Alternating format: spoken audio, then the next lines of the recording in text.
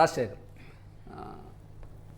கர்நாடகத்தினுடைய முதலமைச்சர் டெல்லிக்கு போய் அங்கே இருக்கிற எம்பிக்கள் உள்ள கர்நாடகத்தினுடைய எம்பிக்கள் டெல்லியில் இருக்காங்க, அவங்களோட ஒரு ஆலோசனை கூட்டம் நடத்துகிறாரு. முதல் நாள் ஒரு அறிவிப்பு வருது, அடுத்தடுத்து அவங்க தீவிரம் காட்டுறாங்க அணை கட்டணும் அப்படிங்கிறதுல. ஆனால் தமிழ்நாடு அரசு இதில் ஒரு அலட்சியம் காட்டுகிறதோ அப்படிங்கிற கேள்வியை எதிர்க்கட்சிகள் எழுப்பியிருக்கிறாங்க. அங்கே அனைத்து கட்சி கூட்டத்தை கூட்டுறாங்க, முடிவெடுக்கிறாங்க, ஆலோசிக்கிறாங்க. ஏன் தமிழ்நாட்டில் ஒரு அனைத்து கட்சி கூட்டத்தை கூட்டி அடுத்த கட்டமாக நாங்கள் என்ன செய்ய போகிறோங்கிறத ஒரு வெளிப்படையாக தமிழ்நாடு முதலமைச்சர் செயல்படலை. இந்த இடத்துல தமிழ்நாடு முதலமைச்சருடைய வியூகம் தான் என்ன? இப்போ இந்த காவேரி இஷ்யூ ஆரம்பிக்கிறதுக்கு முன்னாடியே சிஎம் பதவியேற்ற பிறகு பிரைம் மினிஸ்டரை மீட் பண்ணும்பொழுதும் இதை பற்றின கோரிக்கைகள் வந்து அங்கே கொடுத்துருந்தாங்க. இந்த அணை கட்டுறது விவகாரத்தை தொடர்ந்து காவேரி நீர் வந்து சரியாக பங்கிடணும் அப்படிங்கிறத பொறுத்த வரைக்கும் பிஎம் மோடி கிட்ட வந்து அவங்க ஏற்கனவே கொடுத்துருந்தாங்க. அடுத்து இப்போ நமக்கு தெரியும், அடுத்தது வந்து ஆகஸ்ட் 3 வந்து கர்நாடகா சீஃப் மினிஸ்டரோட மீட்டிங் அரேஞ்ச் பண்ணியிருக்காங்க. நேரே சந்திக்க போகிறேன் அப்படின்னு அதிகாரப்பூர்வ அறிவிப்பு இல்லைங்கிறாங்க. பட் ஆல்மோஸ்ட் அந்த சந்திப்பை கொடுத்து ஒரு சர்ச்சை இருக்குன்னு அடுத்த ரவுண்டில் அந்த கேள்வியை கேட்குறேன், நீங்கள் தொடர்ந்து. அது ஆல்மோஸ்ட் செட் ஆயிருக்கு. ஸோ அந்த பேச்சுவார்த்தைகள் தொடங்கிறதுக்காக இன்றைக்கி பார்த்தீங்கன்னா இன்றைக்கி காவிரி நடுவர் தீர்ப்பாயத்தில் வந்து கேட்டு 3500 கியூசெக்ஸ், ஆமாம் அதில் வந்து 3500 கியூசெக்ஸ் நாளையிலேருந்து கொடுக்கணும், அடுத்த 15 நாளுக்குன்னு ஒரு இன்டரிம் ரிலீஃப் மாதிரி வாங்கியிருக்கிறாங்க. ஸோ அது நாளைக்கு தெரியும். இல்லை மாதம் மாதம் கூடுவாங்க, பரிந்துரை சொல்லுவாங்க சார். மாதம் அதாவது உச்சநீதிமன்ற தீர்ப்பு சரி, நடுவர்மன்ற தீர்ப்பு சரி, ஒவ்வொரு மாதமும் அளவுகோல் கொடுத்துருக்காங்க. அதன்படியான அளவை கொடுக்கணுங்கிறப்ப நம்ம ஜூலைக்கான தண்ணீர் இன்னும் அவங்க கொடுக்கவே இல்லை அப்படிங்கிறப்ப அதை மறுபடியும் சொல்லியிருக்காங்க. மொத்தமாகவே அந்த 3.5 TMC தான் இந்த வருஷம் கொடுத்துருக்குறாங்கன்னும் பொழுது இப்போ நாளைக்கு வந்து இது ஒரு இன்டரிம் ரிலீஃப் மாதிரி குடிநீருக்குங்கிறதுனால அது அநேகமாக நாளைக்கு வந்து கொடுக்கப்படும்னு தான் நம்புகிறோம். ஏன்னா இதுக்கு முன்னாடி இருந்த மாதிரி இல்லை. இது இந்த ட்ராட் ஃபேஸில் கூட இது ரொம்ப கம்மி தான். ட்ராட் ஃபேஸ்லேயே 9.1 TMC கொடுக்கணும். இது இருந்தாலும் பரவாயில்லன்னு 3.5 TMCன்னு ஒரு அளவுகோலில் வந்து இன்றைக்கி செட்டில் ஆகிருக்காங்க. So we are expecting water tomorrow. அது ஒன்று. அதுக்கப்புறம் இன்றைக்கி சிஎம் லெட்டர் எழுதியிருந்தார் பிஎம்க்கு. அதிலே ரொம்ப தெளிவாக சொல்லியிருந்தாங்க. இன்றைக்கி நேற்று பிஜேபி ஜல்சக்தி மினிஸ்டர் வந்து ராஜ்பூஷன், ஆமாம் மத்திய அமைச்சர் ராஜ்பூஷன் அவர்கள் சொல்லியிருந்த தவறான தகவல்லாம் வந்து இதெல்லாம் தவறு அப்படிங்கிறத கோட் பண்ணியே இன்றைக்கி வந்து லெட்டர் கொடுத்துருக்காரு. அதில் அந்த கிளாஸ் 11 அண்ணன் சொன்னாங்க இல்லையா, பிஆர் பாண்டியன் அண்ணன், அந்த கிளாஸ் அப்புறம் கிளாஸ் 20 அதையும் கோட் பண்ணியிருக்கிறாரு. அதெல்லாம் கோட் பண்ணி இந்த மாதிரி தவறான தகவலை தெரிவிச்சிருக்கிறீங்க அப்படிங்கிறத சொல்லியிருக்கிறாரு. இதெல்லாம் வந்து ஸ்டெப்ஸ் டேக்கன். இதுக்கு அடுத்த ஸ்டெப்ஸ் வந்து இப்போ மேகதாதுவில் வந்து அணை கட்டுறதுக்கான ஊர்ஜிதம் வந்து அவங்கக்கிட்ட கிடையாது. கர்நாடகா கவர்மெண்ட்டால் பண்ண முடியாதுங்கிறது தான் இதுவரைக்கும் இருக்கக்கூடிய தீர்ப்பாயமும் சரி, supreme court amendments, supreme court judgments எல்லாம் எடுத்து பார்க்கும்பொழுது அவங்க தன்னிச்சையாக அதை கட்ட முடியாது அப்படிங்கிறது தான் இருக்குது.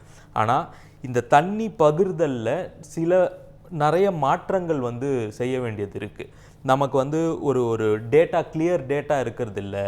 அங்கே எவ்வளோ தண்ணி அவங்க சேமிக்கிறாங்க, எவ்வளோ அவங்களால நமக்கு ரீட்டைன் பண்ணிவிட்டு நமக்கு எவ்வளோ அவங்களால ரிலீஸ் பண்ண முடியும், இந்த மாதிரியான விஷயங்கள். அண்ட் இந்த ட்ராட், இந்த வறட்சி காலங்களில் பகிர்வுக்கான ஃபார்முலாஸ் வந்து ஸ்டாண்டர்டைஸ் பண்ணப்படலை. அதெல்லாம் எப்படி ஸ்டாண்டர்டைஸ்? எல்லாமே வந்து நடுவர் மன்றம் வந்து 1990 அமைச்சாங்க. அது வந்து 2007 வரைக்கும் தொடர்ச்சியாக பல கட்ட ஆய்வுகள் பண்ணி 140 TMC தண்ணீரான கொள்ளளவு கிடைக்கும் குறைந்தபட்ச அளவுன்னு சொல்லி அதுலேருந்து தமிழ்நாடு, கர்நாடகா, கேரளா, புதுச்சேரி எல்லாருக்குமே பிரித்து அதெல்லாம் நீண்ட ஆய்வுலாம் பண்ணியிருக்காங்க சார். மாதம் ஒதுக்கீட்டு பரிந்துரையெல்லாம் கொடுத்துருக்காங்க சார். பரிந்துரை கொடுக்குறாங்க, உத்தரவு கொடுக்குறாங்க, எதையும் அவங்க நடைமுறைப்படுத்துறதில்லை.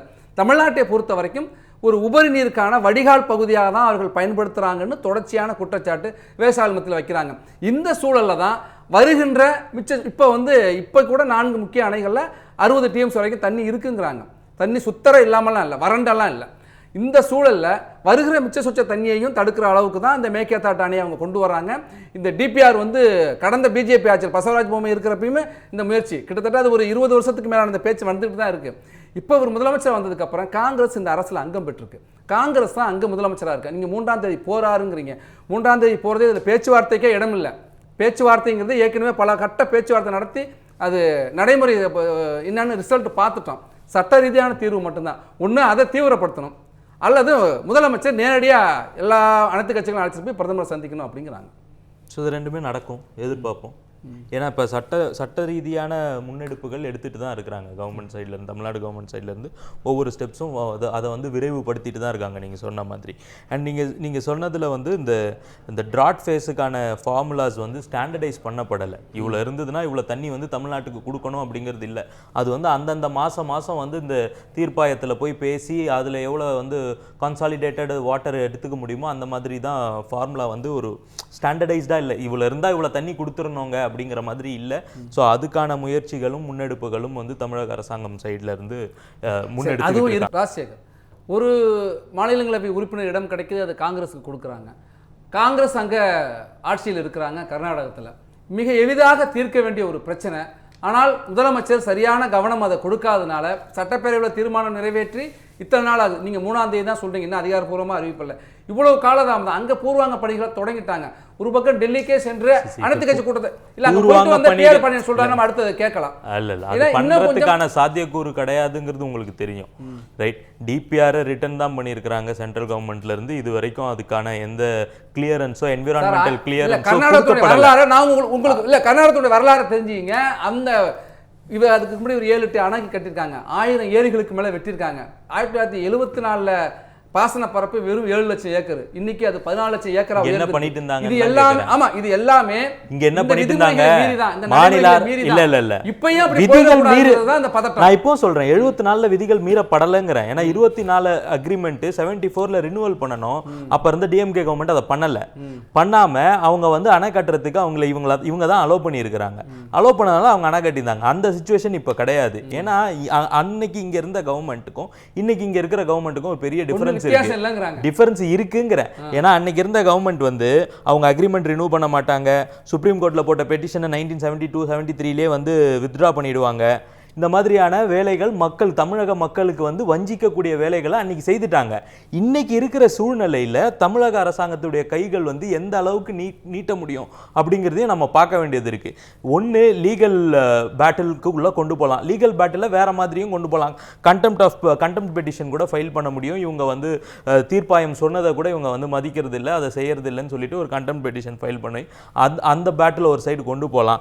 அண்ட் ரெண்டாவது திரும்பவும் இந்த தீர்ப்பாயத்தை கூட்டுறதுக்கு அர்ஜென்ட் பெட்டிஷன் போடலாம். அங்க நாளைக்கு நீங்க சொன்ன மாதிரி தண்ணி அவங்க ரிலீஸ் பண்ணாம அவங்க வந்து அதுல வந்து மேல்முறையீடுக்கு போனாங்கன்னா நமக்கு வேற ஆப்ஷன் கிடையாது, நம்மளும் தீர்ப்பாயத்துக்கிட்ட தான் போய் நிக்கணுங்கிறது தான் இன்னைக்கு இருக்கக்கூடிய சிச்சுவேஷன். இதை தாண்டி வேற என்ன பண்ணலாம்? ஏற்கனவே தமிழக சட்டமன்றத்தில் வந்து அதுக்கான அனைத்து கட்சியும் வந்து ஒப்புதல் கொடுத்து ஒரு தீர்மானத்தையும் நிறைவேற்றி இருக்கிறோம். அதுக்கு அடுத்த கட்டமாக டைலாக்ஸ் அண்ட் டெலிவரி மூலமாக இதை சால்வ் பண்ண முடியுமா அப்படிங்கிறது ஒரு டிப்ளமேட்டிக் ஸ்டாண்டு. அந்த முடிவே சார், அந்த முடிவே அனைத்து கட்சிகளையும் கூட்டி அனைத்து விவசாய சங்கங்களையும் கூட்டி சார், அதான் சட்டமன்றத்தில் டெலிவரிங்கிறது இல்லை சார். சட்டமன்றத்தில் ஏற்கனவே வந்து அனைத்து தீர்மானம் வந்து நடத்தியிருக்காங்க, தீர்மானம் வந்து போட்டிருக்காங்க. எல்லா கட்சியும் ஒப்புதல் பெற்று ஒரு தீர்மானத்தை நிறைவேற்றி இருக்கிறாங்க. அது கட்சி அந்த தீர்மானத்திலேயுமே பிஆர் பண்ணன் அதை இன்னும் விரிவா சொல்வாரு. அந்த தீர்மானத்திலேயுமே கடைசியில எதிர்க்கட்சி தலைவர் உதயநிதி ஸ்டாலின் ஒரு விஷயத்தை கரெக்ட், அது தவறான அந்த தவறை அப்படியே அவங்க எடுத்துக்கிட்டாங்க. ஆமா, புதுசா இன்னொரு தீர்ப்பாயம் போடணும் அப்படிங்கிற மாதிரி சொல்லியிருந்தாங்க. அது தேவையில்லை. நடுவர் மன்றம்ங்கிறது காவிரிக்கு நடுவர் தீர்ப்பாயம் இணையானது. அதை அக்செப்ட் டிஎம்கே அப்படிதான் அப்பப்ப இந்த மாதிரி குசும்பா ஏதாவது சொருகி விடுவாங்க. நாங்க அக்செப்ட் பண்ணியிருந்தாங்க இந்த மாதிரி டிஎம்கே. நீங்க யாரு சார் இப்ப நெய்வேலியில இருந்து கரண்ட் கட் பண்ணலான்றீங்க? அவ்வளவு லாஜிக்கலா பேசக்கூடிய ஆட்கள் நீங்க. நெய்வேலியில மின்சாரத்தை நிறுத்தணும்னு போராட்டம் நடத்தின தமிழ்நாடு போராட்டம் நடத்தினது வேற இல்ல, இங்க இருந்து ஒரு லீகல் பாயிண்ட்னு கொண்டு வந்து சொல்லிட்டு இருந்தாங்க இல்லையா? அத சொல்றேன். அத வந்து கரெக்ட் சார். திமுக வந்து மக்களுக்கு எதிராக வேலை. திமுக அப்படிதான் அந்த இடத்துல ராஜசேகர் நான் அங்கதான் சார் சொல்றேன். இப்ப அவர் சொல்றாரு இல்லையா, திமுக சொன்னதை நீங்க ஏன் சார் ஏத்துக்கணும்? திமுக எப்பவுமே மக்களுக்கு கெடுதல் தான் நினைக்கும், நீங்க ஏன் சார் தப்பா நினைச்சுக்கிறீங்கன்னு கேக்குறாருல்ல. அது எங்க தப்பு தான் சார், நாங்க உணர்வுபூர்வமா உணர்ந்துக்கிறோம். அந்த இடத்துல டாக்டர் அந்த மாதிரி இல்ல டாக்டர், இது போல ஒரு தவறு நீங்க டிகே சிவகுமார்ட்ட பேசுறப்ப புரியுது நடந்துடக்கூடாதுங்கிறதுக்காக சார். அனைத்து கட்சி கூட்டத்தை கூட்டணுங்கிறது, சரி. அந்த சந்திப்பே வேணாங்கிறது. இல்ல சந்திப்பே வேண்டாமாங்கிறது வந்து எனக்கு you cannot dictate that, I cannot dictate that. இல்ல சார், நீண்ட காலமாக தமிழ்நாட்டினுடைய நீர்வளத்துறை அமைச்சரா இருந்தா துரைமுருகன் சொல்லியிருக்காரு பேச்சுவார்த்தை. ஏன்னா சார் நீங்க திரும்பி அவங்க பேச்செல்லாம் எடுத்து வராதீங்க சார். அவங்க மக்களுக்கு வந்து கெட்டது என்னமோ அது மட்டும் தான் சொல்லுவாங்கிறது இங்க இருக்கிறவங்களே சொல்லும் பொழுது நீங்க திரும்ப அதை கொண்டு வராதீங்க. வேண்டாம் சேர்க்க வேண்டாம். அதை நான் உங்களுக்கு சொல்லிட்டேன் இல்லையா, நீங்க அதை அங்கேயே அப்படியே கட் ஷார்ட் பண்ணீங்கன்னா இப்ப அடுத்த கட்டமா தமிழக அரசாங்கத்துக்கு இருக்கக்கூடிய ஆப்ஷன்ஸ் வந்து வெரி லிமிட்டட் ஆப்ஷன்ஸ். ஒன்னு லீகல் பேட்டில் போனோம், இல்லையா மத்திய அரசாங்கத்தை மத்தியஸ்துக்கு கூப்பிடணும், வாங்க நீங்க வந்து பஞ்சாயத்து பண்ணி இதை வந்து சால்வ் பண்ணி கொடுங்க அப்படின்னு சொல்லணும். ஆனா அவங்க என்ன பண்றாங்க, இன்னைக்கு பார்த்திருப்பீங்க அந்த இல்லாத ஒன்றை வந்து கொண்டு வராங்க. இந்த மாதிரி ஒரு பர்மிஷனே வந்து கடைநிலை மாநிலத்துக்கிட்ட வாங்கவே வேண்டான்னு தான் அப்படின்னு சொல்லிட்டு ஒரு இல்லாத ஒரு விஷயத்தை தேவையில்லாம ஏற்கனவே 2 மாநிலமும் வந்து என்ன நிலைமையில இருக்காங்கிறது எல்லாம் தெரிஞ்சும் அந்த இடத்துல ஒரு தேவையில்லாத கமெண்ட்டை வந்து பாஸ் பண்ணது வந்து அதுதான் மத்திய அரசாங்கத்தோட ஸ்டாண்டாங்கிறது இன்னும் பயத்தை கொடுக்க வேண்டிய ஒரு we have to be more cautious. ரொம்ப ஜாக்கிரதையா இருக்க வேண்டிய ஒரு கட்டாயத்துக்கு நம்மளை தள்ளி இருக்கு. மூணாவது வித் டயலாக்ஸ் அண்ட் டெலிவரிஸ். இப்போ நீங்க அந்த டயலாக் அண்ட் டெலிவரிக்கு என்ன கேட்குறீங்க, அனைத்து கட்சி கூட்டத்தை கூட்டி இதுல வந்து இதெல்லாம் பேச போறோம் அப்படிங்கறத இங்க பர்மிஷன் வாங்கிட்டு அங்க ஆலோசனை இங்க பண்ணிட்டு அதுக்கப்புறம் அங்க போய் சரி இப்ப அந்த ஆலோசனைகள் எல்லாம் இவங்க இத்தனை வருஷமா ஏன் பண்ணல, இத்தனை வருஷமா இவங்க ஏன் அதை செயல்படுத்தல, இவங்க கிட்ட கேட்டு அங்க செய்யறதுக்கு இத்தனை வருஷமா இவங்க ஏன் செய்யல. ஏன்னா இப்ப நீங்க இதுல இதுவரைக்கும் கொடுத்ததுலே வந்து கொஞ்சம் லாஜிக்கலா லீகல் ஸ்டாண்ட்ஸ் எல்லாம் எடுத்து பேசுறவருன்னு பாத்தீங்கன்னா அண்ணன் அன்புமணி வந்து தெளிவா பேசியிருக்கிறாங்க இந்த இஷ்யூல. இந்த சப்ஜெக்டா அவர் ஏற்கனவே சிஎம் பார்த்து பேசியிருக்கிறாங்க, 2 பேரும் ஆலோசித்து இருக்கிறாங்க. Inputs will be taken and அது வந்து லீகலா என்ன கொண்டு போய் அங்க டிகே சிவகுமார் அவர்களை சந்திக்கும் பொழுது பேச முடியுமோ அதை பேசி what best we can get for Tamil Nadu that will be get. நிறைவு கருத்து சுருக்கமா இல்லை, இப்போ மத்திய அமைச்சர் இணை அமைச்சர் சொன்னது வந்து அவர் தெரிஞ்சே தான் தவறான கூற்றை வந்து பார்லிமெண்ட்ல வந்து தெரிஞ்சே தான் பிப்ரவரி 16 2018 தீர்ப்புல அந்த பத்தின எந்த குறிப்பும் இல்ல, அததான் அவங்க சொல்லிருக்காங்க. அதை பத்தின குறிப்பு இருக்கு, 2 இடத்துல அது மென்ஷன் பண்ணியிருக்கிறாங்க. அது தெரிஞ்சே தான் அவங்க வந்து அப்ப மென்ஷன் பண்ணியிருக்கணும். அப்படி தெரியாம சொல்லியிருந்தாருன்னா அவர் இணை அமைச்சரா இருக்கக்கூடாது. தர்மேந்திர பிரதானை தொடர்ந்து அவரும் ரிசைன் பண்ணியிருக்கணும். நன்றி. தமிழ் ஜனம் சேனலை சப்ஸ்கிரைப் பண்ணாம பார்த்துட்டு இருந்தீங்கன்னா மறக்காம சப்ஸ்கிரைப் பண்ணிடுங்க.